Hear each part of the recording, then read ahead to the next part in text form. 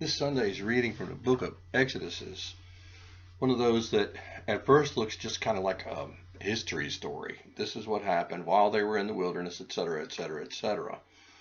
But if we look at it more closely, it really does relate directly to some of the things that we are dealing with right now in this particular circumstance that we're living in. It says the whole congregation, this is from chapter 16 of Exodus, the whole congregation of the Israelites complained against Moses and Aaron in the wilderness. So they're complaining in the wilderness. The Israelites said, if only we had died by the hand of the Lord in the land of Egypt, when we sat by the flesh pots and ate our fill of bread, for you have brought us out into this wilderness to kill this whole assembly with hunger. The cry to take us back to Egypt. Let's go back to Egypt. Let's go back to the way it was. So easily they forgot just how bad their circumstances were in Egypt, just how awful they were being treated, just how much they were being abused and used by Pharaoh. And yet, a little while in the wilderness, a little hardship, and all of a sudden, gee, it seemed like it was better there because at least we had 3 squares a day, and we could eat our fill of bread. Now, I say it reminds me of the situation that we live in now because I, and probably many of you, are kind of in the same boat. If only we could go back to Egypt. Back to Egypt when we could gather in the sanctuary together without having to wear any masks, where we could hug and love on each other just like we always used to. If only we could do things the way we used to do things, and then everything would be okay. Maybe the story of Exodus is a reminder to us that this isn't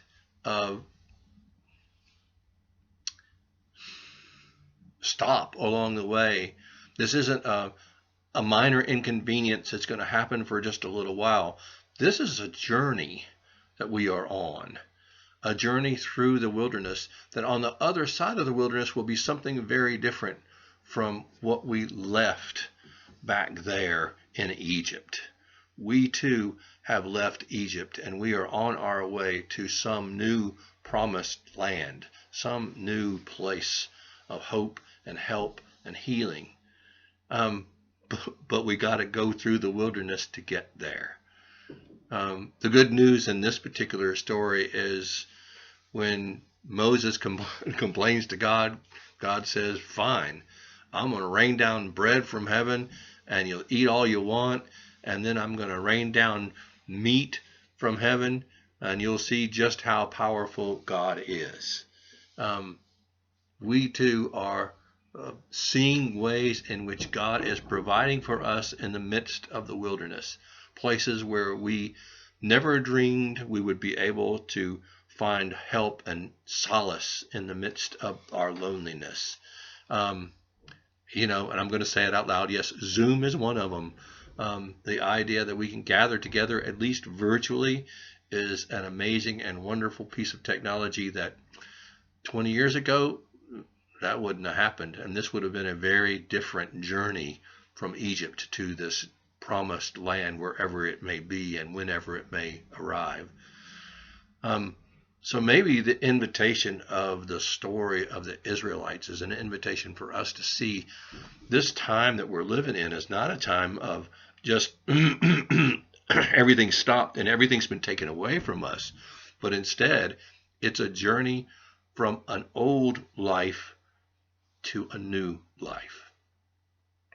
Like the Israelites, we don't know what that new life is going to look like. We also don't know how long it's going to take us to get to that new life. It's going to take some time. We know that for sure. And it will be different from the old life that we left. But it will be better than it is right now because it won't be the wilderness any longer.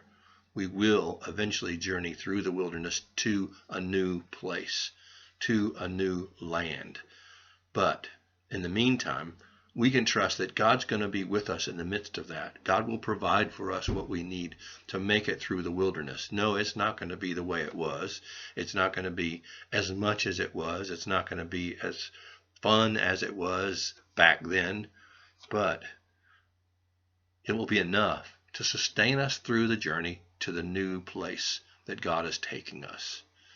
So may we trust God that God is holding our hands. God is leading us to a new beginning, a new journey, a new life, a new land.